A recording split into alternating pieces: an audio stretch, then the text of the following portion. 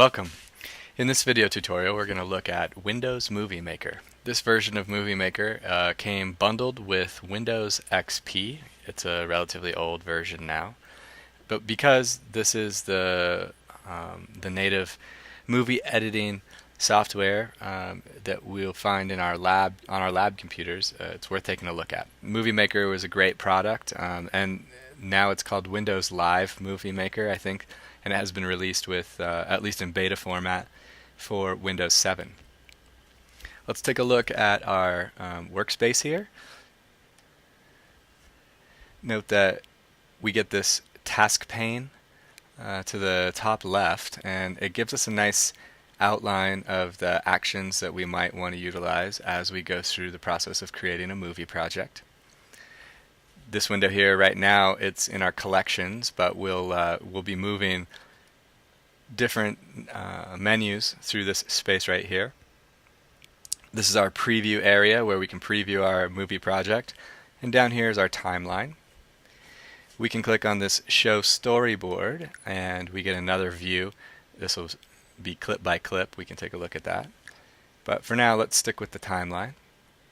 Now, one thing with Movie Maker is that the way that I like to handle it is to create a folder, put all of my video, audio, and image assets right there in that folder, and then create my Movie Maker project in the folder as well. And what that does is it bundles all of your assets and your project together.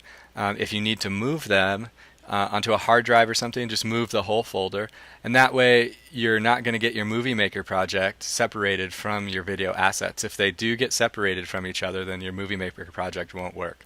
So be sure to just bundle your assets all together. The best way to do that is to create a folder. I'm going to go up to File and Save My Project, and look at my desktop. I have this Movie Maker project. I'm going to just save over the top of this previously existing Movie Maker project. I'm going to say Save. And yes, I'm going to replace that. Now it says Movie Maker Project. That's what I've saved. And the first step will be to import some previously existing video. What I'm not going to demonstrate here is capturing from a video device. If you do have a camera and some footage that you want to import, all you do is you plug in your camera. You turn it into the, instead of the record option, on my camera it says play. So I flip to play. I plug it in via my FireWire. I click capture from video device here, and Movie Maker will find that device, and then you're able to hit play, stop, preview the video, and once you're ready to record, just click record. It'll import your video. When you're done, just click stop, and then all of that video that you just captured will be available right here in your collections. But like I said, I'm not going to discuss that today. For the assignment, we're going to import previously existing video. And I'm going to do that by clicking Import Video. And it goes right to that Movie Maker project folder that I talked about. I have some video clips here. I'm going to grab this countdown and the first couple of projector files, and I'm going to click Import. It takes a few moments to import.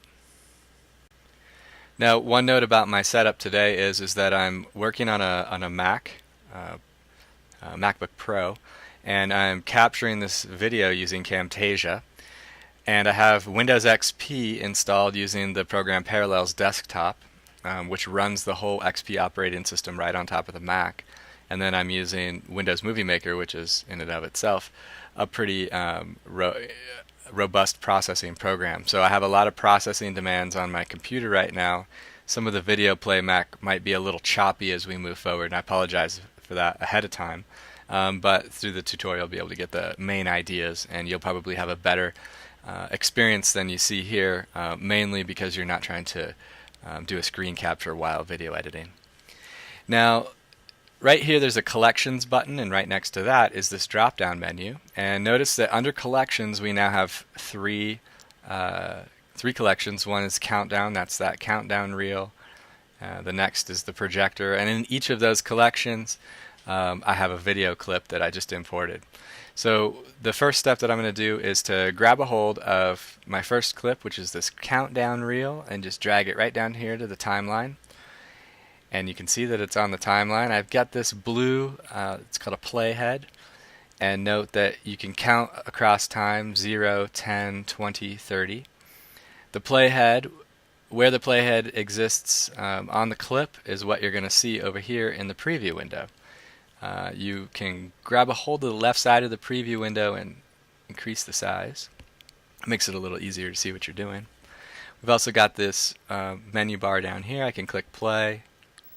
Notice that the playhead moves as well as the video.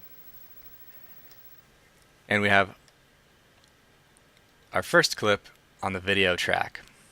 I'm going to add a couple more clips. I'm going to grab projector 1 and pull it down to the video track, and I'll do the same with projector 2.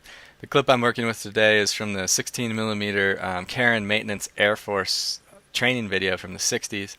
I found it on archive.org from the Prellinger archives, and there's some great stuff there that's open source. So now I can preview my video, and I won't watch the whole thing, but as the playhead moves, you can see what happens as it jumps from one clip across to the next track, or excuse me, the next clip. Getting a little bit of lull in the playback there. Once again, pretty heavy processing speed. Now,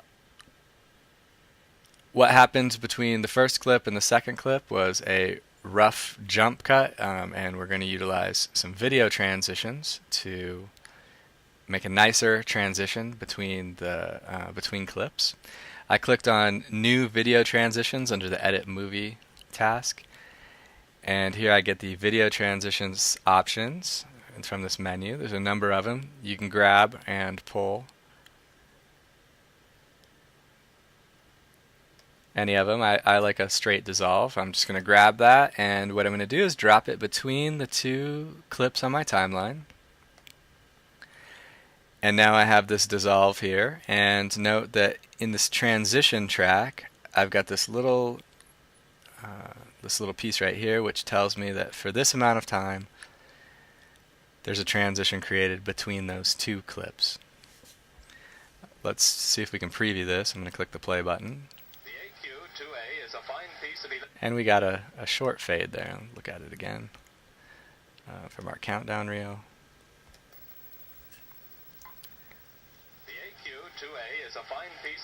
And there's our dissolve. Now I can click on that transition.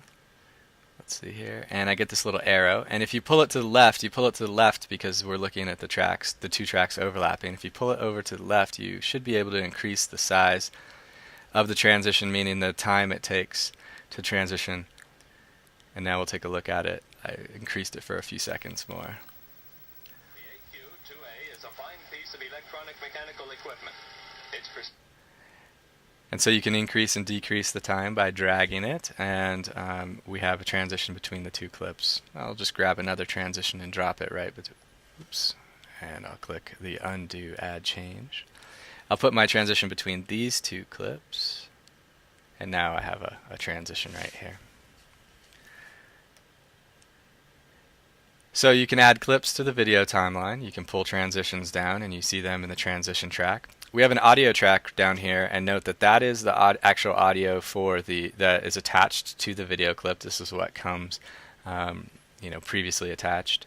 We've also got a track down here for audio and music. We'll be adding some external audio in just a bit. But before we do that, let's talk about editing the clip itself. What often happens is you want to trim down a clip from its original size.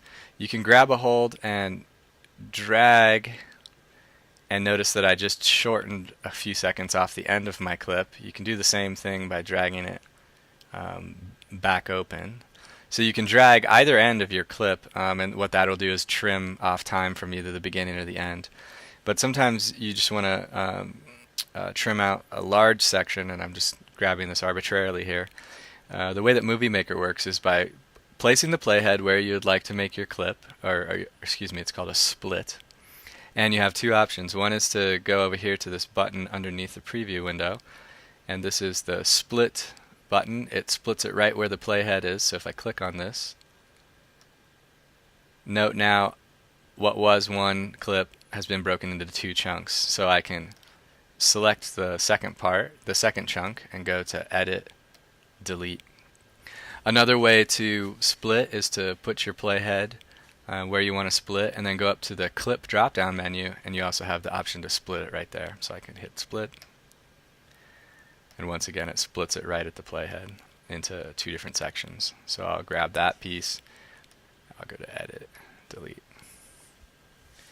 Now's a good time to hit save project.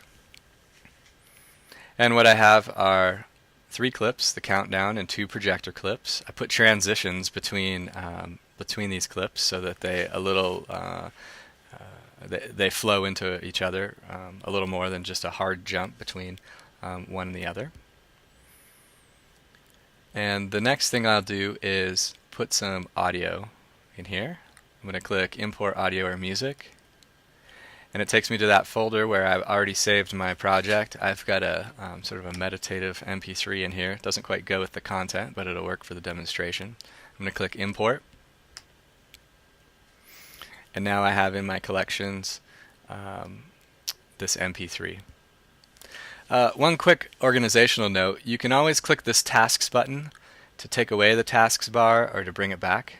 Here's the tasks bar, and you could make the collections show or disappear.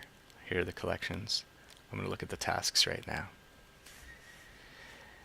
Now I just imported this MP3 file, and I am going to pull it right down onto this audio music track in the timeline.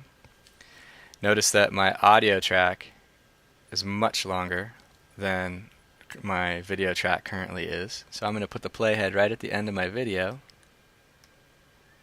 use my split tool, and just put a split right in that MP3 track. Click the part that I don't want and go to edit, delete. And now what I have is a piece of music that can act as a soundtrack and go right along with my music here.